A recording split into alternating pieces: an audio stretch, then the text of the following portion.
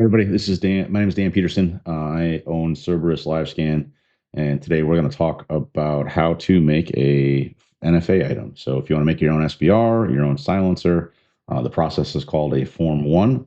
We're going to do it through eForms, and we're going to work through what that process looks like. Before we get started, if you like what we're doing, hit that like and share or subscribe button on whatever platform that you're on, whether it's Spotify, YouTube, or any of the RSS feeds that we're putting out there. That helps us grow a little bit. And if you have something you want to hear about or something you want us to talk about, please send me an email, dan@petersonfarmsusa.com, and we'll get it on the list of things to talk through. So with that, let's get into it. So I've navigated to the eForms website, eforms.atf.gov, and this is where the process is going to begin. You can do it on paper. Don't recommend it. The eForm process is streamlined, reduces risk and errors, and also it speeds it up dramatically. Things are coming back in days to weeks as opposed to months and years on the paper stuff. So I personally do not do any paper unless we absolutely have to on, say, a private party Form 4. Now, if you want to learn more about what the different form types are, go back into our episodes. I think it's episode 3 or 5. It'll talk through what the different form types are. So if you want a deeper understanding of what those forms are and different type of transactions, that's episode 4 of who the transferees are, whether it's a trust, an individual, corporation, what those things all look like and mean. So if you want to go back in those episodes, and then the other piece is this green button on here on create an eForm account. We talk about that in episode 2 and episode, I think, 5 on how to register an account, whether it's for the FFL or for the client.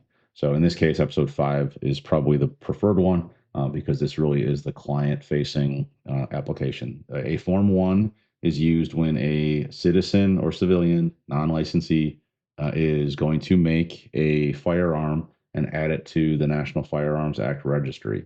So those would be a silencer, those would be a short barrel rifle, those would be a short barrel shotgun, any other weapon type piece. They are going to convert and manufacture their own item to go from a type 2, a shotgun, a pistol, a lower, whatever, and transition it to something else, an SBR, SBS, whatever. They can do that. Second Amendment allows it. ATF has the process to do it. It's called a Form 1. So we are register again. You have to have an eForms account to do this, and this is the customer's eForm account for those businesses that are helping out and assisting with it or offering it as a service. The customer has to have an account. Otherwise, we go into login. Accept the disclaimer. I have a password program that allows me to fill this and put it in, so it saves everything. Keeper, highly recommend it. I not sponsored by them. I just use the snot out of it. So great program for keeping things secure and alphabet soup on the passwords. If you haven't been in here, if you haven't logged in, this My Profile piece, you can click on that in the upper left. That'll show where the emails are all going and the information and address type stuff. So if you move or whatever, that's where you'd update all those pieces. But My Profile is important for the FFLs. Going back on some of the other episodes we've done, you can also link up your FFL and your EIN inside of there. Episode 2, you want to check that out of this to get that information. But that's how you get inventory and be able to do Form 3s and Form 4s for customers and whatnot. So My Profile, important piece. So we're going to click on Form 1. Let this load. And it's right off the bat, it's going to ask us what type of transaction we're doing. So vast majority are probably going to be either individual or trust. The trust timelines on Form 4s as of late, and today is January 8th of 2025. I have seen 3 and 4 day trust transactions coming back on new trusts. So ATF has clearly changed something at the beginning of the year. We haven't seen a little bit at the end of last year of how they're processing them. So the trust stuff is going way faster. And I also believe they're doing some bulk transactions with them too, but I don't have any proof of that. But anyway, we would pick one or the other. Individual, I'm going to do next. This is the instructions on the form. You can navigate on the bottom on next, or you can click across the top line. I have gotten used to clicking on the blue on the train stops. So this will be a $200, and this internal control number is really for your reference. So this is going to be, I'm going to put episode 18 podcast sample So this is where I would put, excuse me, this is where I would put the make and model. I'd put the serial number. I'd put whatever information for your reference, SBR, 300 black SBR, whatever, right? It's really purely for you, for reference as you go through it. The issue is once you submit said form, you cannot change it. So I go next. This auto fills my information from what's in the profile on a form 1. So this is important from the FFL standpoint that you have to be, the customer has to be logged into their account, and this is what they will pull through automatically. So you can't change this on an individual when you do. So we'd answer these questions. Answer the questions. You can also do end tab to speed things up to fill that stuff out. And then these other ones down here, country of citizenship. So US, right? I'm a US citizen. From here, then I would go to responsible persons. Notice there's a red triangle here, errors on the form, and then there's an action button on the far right-hand side. And because it's individual, I can only have one person on here. If it were a trust, I would also be able to add responsible, and I'd click on this actions button. And then I'd fill this out. So some of this, the brownish stuff is pulled in from the previous step, or in this case from my profile, but it's pulled in from the previous step. So these you cannot edit, you cannot adjust, you can't do anything with them. The only thing in the form here, you'd have to go back into the previous step or back into the profile and make those adjustments if they are incorrect. So that's why I recommend you start at profile and make sure that everything is right there. For any NFA application, I basically need a photo and fingerprints. Strongly recommend you get those from Cerberus LiveScan. Great product. Highly recommend it. But you can do the photos and crop them from there. You can also build the EFTs and scan the digital fingerprints out of LiveScan, out of Cerberus LiveScan, and import them in. So I would fill those pieces out. I would browse to where they are and upload them. If you got your fingerprints, if you're a consumer, if you got your fingerprints from someplace, UPS store, whatever, or you have them from a previous transaction or you bought them, this is where you'd upload them. The Cerberus system is compliant with the ATF system. Some of the other ETFs may or may not be, because if they aren't familiar with the ATF requirements and what they're looking for, the file can fail on upload. It's going to give you a picture box once you upload. It says valid package with your name and date of birth. And if it gives you anything but that, it will be an error code that you have to fix in that EFT, and you have to go back to your vendor that got it. So we would fill these pieces out. Most of these are drop downs, so it's difficult to screw that up, but you'd fill those pieces out. Here, then I'd go to Clio, or again, I could click next. I'd fill out my chief law enforcement. That can be local PD, that can be county sheriff, that can be state patrol or attorney general, depending on how you want to pursue that. That individual an agency must be notified at the end of this transaction that you are making or submitting for an NFA item. Most times, if you're the Cerberus guys, will email that form to their Clio for you. But technically, it is the customer's responsibility to fill it out. So you'd have to fill out the agency information on here, make sure it all is correct. Name of the official. So this would be the sheriff's name. This would be the title of sheriff, as you can see, and then department that we're going to put in here. From here, then we would go to line item, and we're going to add a firearm. So I am going to, if you do a lot of these, you can save templates, but I'm just going to go through. So I'm going to put American Defense in here. They are across town from us and a good partner that we work with. So I'm going to put in the manufacturer's name. I will let you research on what you feel and how you interpret. The pistol brace ruling that put out allows for adoption of original manufacturer markings.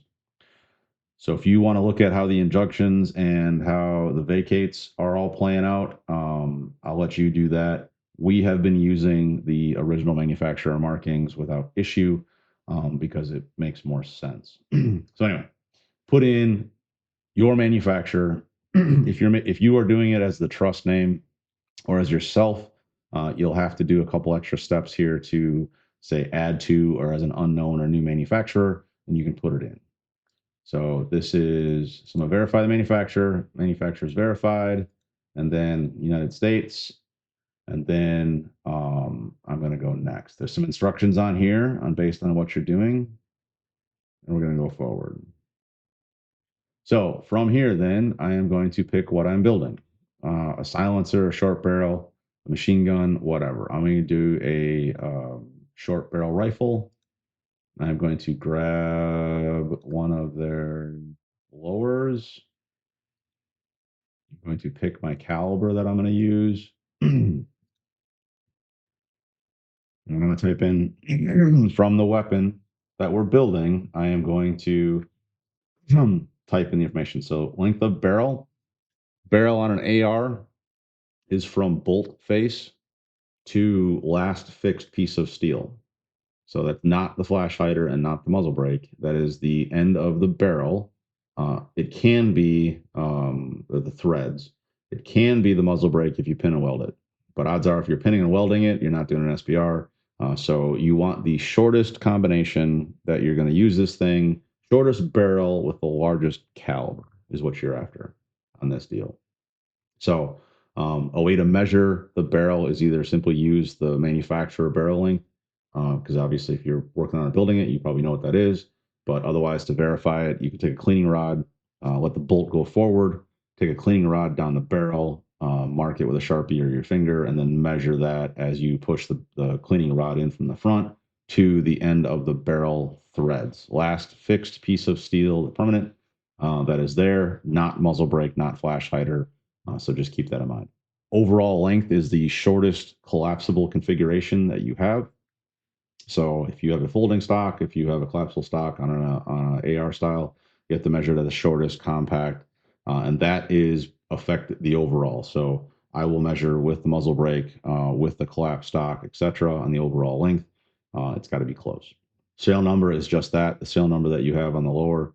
You type in the description. So this one, I am simply going to put SBR and then party lines on Y. So investment and all other lawful purposes. If I could spell today. Okay, that, right? So that's how you fill that piece out. Obviously, the barrel length and overall lengths are there. But again, barrel length, have to harp on it a little bit. Base of bolt to last permanent or fixed steel. So typically that's the barrel threads on an AR platform. Pin and welded, you would go to the tip. If a pin and welded muzzle brake or flash hider, to the tip of the muzzle brake, and then everything else to basically the end of the outside of the barrel. Okay. Let's do this. I'll do 10.5, 24, 1, 2, 3, 4, 5. Next, it's going to ask me for a photo. So I have to upload a photo of the serial number or the roll mark of the firearm. And they do that so that you don't typo or fat finger something or accidentally type in the model number incorrectly or whatever. It's a verification check on what it is. So when I do this and help customers with it, I will take a picture of basically the magwell and the roll mark, and that is all I upload. I do not upload the overall picture of it. I do not upload the overall firearm. I simply do the serial number and the firearm data there. If you are doing a silencer, typically that you don't have made yet because you shouldn't be making it yet, and there's no 80% or nothing to adapt from. So they want some kind of a sketch, typically, and it can just be a hand pencil sketch, overall dimension, diameter, length. It's about all they really need. So, so that is what you would put on that as a PDF or a picture of it. But otherwise, for vast majority of these are pistols that become SBRs. So you take a picture of the roll mark on the magwell and move on. Electronic documents on an individual is typically nothing. There are some special use cases here for PCS orders or duty use and some other things, but for the vast majority of people, this is nothing. If this were a trust, this is where I would upload the signed and notarized version of my trust, and I would pick this second one. So corporation, trust, other legal, and that's what I would put in there. So that needs to be the full version, current version, signed, notarized, scanned back into the trust. And again, on a trust, if you, the 24-month exemption is a neat tool that will allow you to kind of skip legal review. if nothing has materially changed in your trust. And that also is an episode, I think it's like 15 or 14, something like that. We'll talk through the 24-month exemption on a trust and how that applies to either a Form 1 or a Form 4. But if it is a trust, corporation, legal. If it is individual, skip this step. I will then go to verify, work down, review all these questions, double checking all this stuff. I will verify and go to next.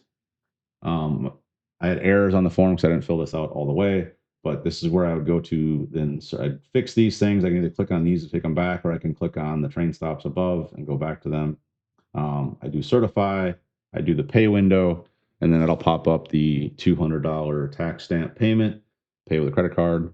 You get a receipt from that, and then you go to sign and submit on this one. And this is where you need your PIN as the customer or the account holder on this thing. The customer would key in their PIN and put it in. And from there, you wait. So you get an email from the ATF saying it's been submitted. That email I then also take and forward to the Clio that was listed in the Clio step. And a notification to that. I work to get their email addresses, or you can mail it to them and print it and mail it to them, whatever works for you, or drop it off if you're local, or very local to it, if that works for you. That's how that works. So if you're a Cerberus user, we have the Form 1 support inside of here. If you're going to offer that to your customers, this is inside the Autofiller. Should look familiar to Cerberus users, but again, we can help register a new account. That'll fill the data that we harvested from the driver's license in a couple clicks. They would fill out the secret question, password, PIN, and keep that for themselves. But we can do Form 1s and we can do individuals or trusts on the configuration pieces of it. And again, we would work with this. We'd work and assist the customer through the Form 1 process. We would open up our autofiller from eForms. We would navigate to and log in. They would log into their account. And we'd go through basically what I just did. And then instead of key punching in the data, we'd punch these pieces in on here to autofill the firearm data and the information for us so that we don't have any errors or transcription error pieces. So autofiller does about 80-85% of the data. You still got to key punch in the firearm data for the most part. Some of the firearm will fill, but currently it's based on how the ATF fills their drop-down boxes. It's frustrating, to say the least. So Cerberus has the tools to do it, and you can offer it as a service to your customers. But again, they log into their account. They are using their credentials. You are assisting with it for some data accuracy, and then you upload the EFT and the photo that you took from inside of Cerberus. So if you like what we're doing, my name is Dan. I own Cerberus Software. We have our website is Peterson Farms USA, and that is our retail operations for our 07 in Muskego, Wisconsin. And that's our website. There you can learn more about our two main softwares, Cerberus LiveScan and Merlin. LiveScan here is digital fingerprinting for FFLs, predominantly targeted at eForms and the NFA process, but you can do digital fingerprints, EFTs. We can do responsible person questionnaires. We have a partnership with 199 Trust to help make the trusts as well. So one-stop shop, your customer, your data, and we're closing in on 600 locations nationwide. Merlin is our other software. It is a distribution search tool. So you can search your warehouses and suppliers. We have currently 22 of them that we can search from. We are the only ones with Allen Arms, to my knowledge. And then recently we added Hicks and Kinsey's, and we're working on a couple other ones. So countrywide, we just got some credentials to work through that. Hoping to have that done by the end of the month here, January 2025, and get that in place. So this is the current list of all them. You can search from 22 different wholesalers and suppliers. Awesome tool, wicked fast. And then you can order from 10 of them. Again, if you like what we're doing, hit that like and share and subscribe. And then you'll be notified as we make new episodes. I'm going to try to more effort to have more frequent content on here because I got a lot of good feedback and praise from it. If there's a topic you want to see, please reach out to me, Dan at Peterson Farms USA, and send us what you're looking for. So with that, thank you for joining us and look forward to talking to you next time.